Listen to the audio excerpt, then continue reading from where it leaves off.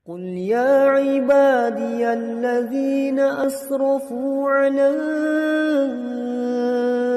أنفسهم لا تقنطوا من رحمة الله. Bagaimana hukumnya kita mengatakan kepada orang yang sudah dipastikan akidahnya menyimpang seperti Syiah Rafidhah dengan ungkapan fulan diberkahi Allah dan meninggal dalam keadaan syahid, dan apakah berdosa orang yang mengatakan hal tersebut? Jazakumullahu khairan wa barakallahu fikum. Ma'asal muslimin, ikhwani fillah wa akhwati rahmani wa rahmukumullah. Kembalilah kepada manhaj salaf. Di antaranya dalam bermuamalah dengan alil bidah. As-salaf ketika mendengar tokoh-tokoh alil bidah meninggal dunia atau mati, mereka bergembira. Mereka tidak pernah mengucapkan bela sungkawa, berduka cita, atau malah bersedih karena kematian. Bersedih karena kematian mereka. Justru sebaliknya mereka bergembira. Sekali lagi, ini manhaj as-salaf. Kenapa demikian? Ini karena apa? Agar umat tidak tersesatkan lagi oleh kebid'ahan kesesatan orang-orang tersebut. Apalagi tokoh kelompok Syiah Rafidhah yang telah membantai ratusan bahkan ribuan kaum muslimin. Ngapain bersedih hati? Sekali lagi justru bergembira dengan kematiannya. Sekali lagi, apalagi dengan akidahnya yang kufur, yang sesat dan seterusnya. Maka sekali lagi sungguh menyimpang orang-orang yang bersedih ataupun mengucapkan bela sungkawa atas kematiannya dan sebagainya, apalagi yang menjulukinya dengan pahlawan Islam. Na'udzubillahi min dzalik. Ini mirip dengan kasus dahulu Khomeini yang pencetus revolusi Iran, ketika muncul pertama kali disorak-soraknya sebagai pahlawan Islam, padahal akidahnya kufur.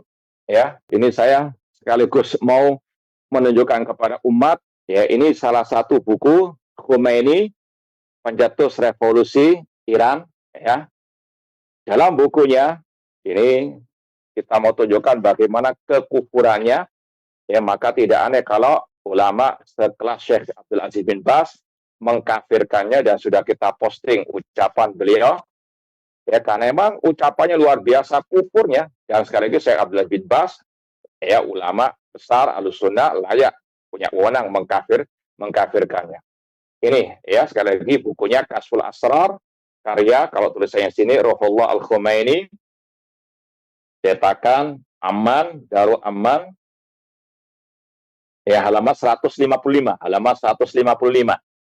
Dia mengatakan, wa wadihun bi anna nabi law kana qad balagha bi amril imamah tibaqan lima amara bihillahu wa badal masai fi hadal majal lama nusiba fil buldan islamiyah kullu hadil ikhtilafat wal musyahanat wal ma'arik. Kata Al-Khomeini alaihi ma yastahiqu minallah, dan telah jelas bahwasanya Nabi, seandainya beliau menyampaikan permasalahan imamah, kepemimpinan sesuai dengan yang diperintahkan oleh Allah, dan kalau seandainya beliau berusaha keras menyampaikan hal ini, tidak mungkin terjadi perselisihan, perbedaan, peperangan di tengah-tengah umat. Bayangkan bagaimana Rasul SAW, Sayyidu Waladi Adam, manusia yang paling kita cintai, diperolok, dituduh dengan tuduhan keji oleh Khomeini. Dikatakan kalau ringkasnya, perpecahan, perselisihan, peperangan di antara umat Islam itu biang keroknya Nabi Shallallahu Alaihi Wasallam. Seandainya Nabi mau menyampaikan, naudzubillah min dzalik, Rasul sudah menyampaikan semuanya.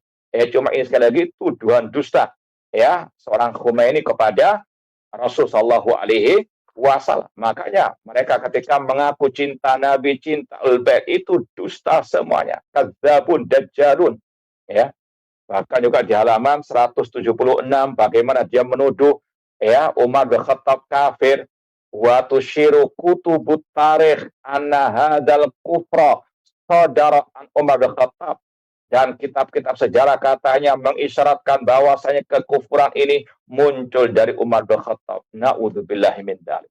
Ya, bahkan dalam kitabnya yang lain, Al-Hukumah Al-Islamiyah, Al-Khumaini mengatakan, wa min darurati madhabina anna li'aimatina maqaman la yablughu malakun muqarrabun wala nabiyyun mursalun.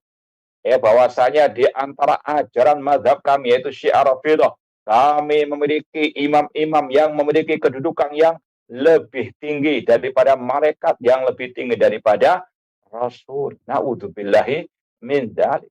Ya. Ya, sekali lagi ini yang harus disampaikan kepada umat. Tidak semua yang mengaku Islam betul-betul Islam, bahkan mereka dalam sepanjang sejarah Syiah Rafidhah mereka musuh bagi Islam dan kaum muslimin. Nah,